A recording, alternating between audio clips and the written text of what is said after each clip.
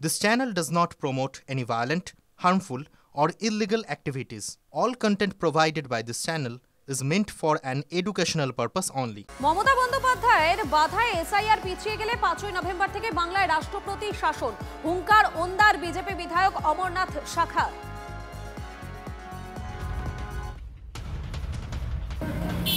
SR Mamata Banerjee যেভাবে বাধা দিচ্ছে,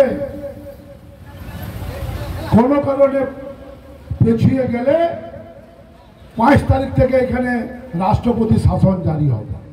5 তারিখ থেকে রাষ্ট্রপতি শাসন। তখন এই তৃণমূলীগুলো কোথায় যাবে?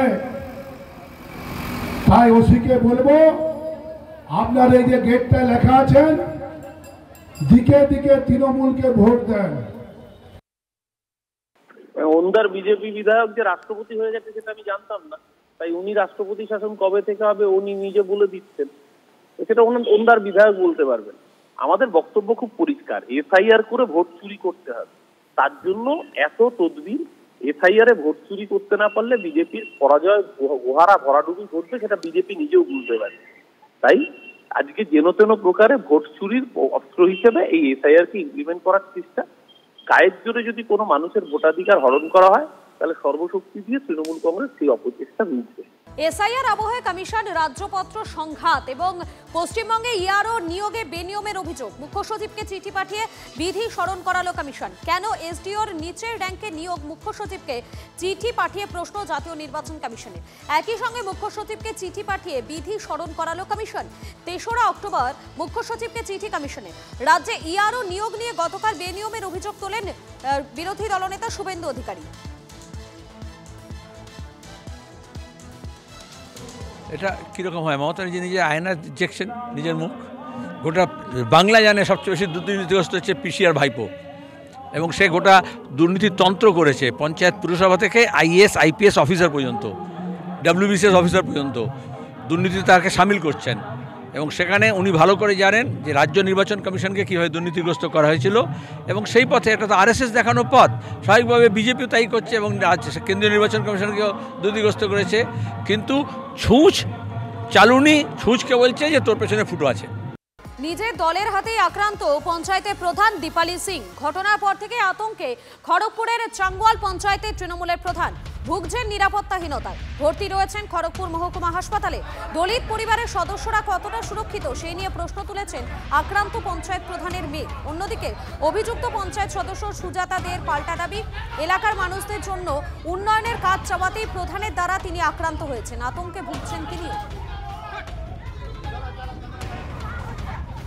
ওনার এক্সরে হয়, ওনার পায়ের একটা অলরেডি আঘাত ছিল, সেখানে আবার আঘাত লাগার ফলে ওনার একটা প্লেটের মধ্যে স্ক্রু ছিল, ওটাকেও সরে গেছে বলা হচ্ছে। আস্থা আছে দিদির প্রতি এবং আমাদের নেতা অভিষেক ব্যানার্জির প্রতি। আমরা কমপ্লেন জানিয়েছিলাম যে বিভিন্ন যে অনৈতিক কাজ আছে সেগুলো পাস করানোর জন্য বা টেন্ডার করানোর জন্য ওনার প্রতি চাপ দেওয়া হচ্ছে। আমরা অনেকবার তাদের কাছে চিঠি বা কমপ্লেন করে জিনিসটা তুলে ধরার চেষ্টা করেছি। পরবর্তীকালে শুনেছি যে ওই চিঠিগুলো ওনাদের কাছে ঠিকমতো পৌঁছায়নি। মারধর করেছে, প্রচন্ড মারধর করেছে। যখন আমার মারধর করেছে তখন আমার উত্তরার শ্রেণীর পাবলিকরা জেনে গেছে, জনসাধারণ, তখন জনসাধারণটা এসেছে। আর উনি তখন বারবার বলেছে কিনা আমি কিনা বিজেপির সাথে জয়েন হয়ে আমি কিনা বিজেপি টিকেছি, কিন্তু না, কালকে মিটিং ছিল, কালকে আমাদের মিটিং ছিল, বাজেটের মিটিং। তৃণমূলের কোন্দলে মহিলা পঞ্চায়েত প্রধান আক্রান্ত হওয়ার ঘটনায় শাসক দলকে কটাক্ষ করেছেন বিরোধী দলনেতা শুভেন্দু অধিকারী। সোশ্যাল মিডিয়ায় বিরোধী দলনেতার তোপ, তৃণমূল দল শুধুমাত্র আদিবাসী মূলবাসী সাংসদ খগেন মুর্মুকে রক্তাক্ত করে ক্ষান্ত নেই, নিজের দলের তপশিলি উপজাতি সম্প্রদায়ের এক মহিলা পঞ্চায়েত প্রধানকেও হেনস্থা করতে ছাড়ছে না। যারা মা মাটি মানুষের কথা বলে ক্ষমতায় এসেছিল, আজ তাদের হাতেই বাংলার মাতৃশক্তি লাঞ্ছিত, অপমানিত। যে কোনো বাড়িতে ছোট বাচ্চাকে বাবা মা বলবেন ভালো ছেলে হও, তার মানে কি সে ভালো ছেলে মানে খারাপ ছেলে না দুষ্টু মেয়ে? তা তো নয়।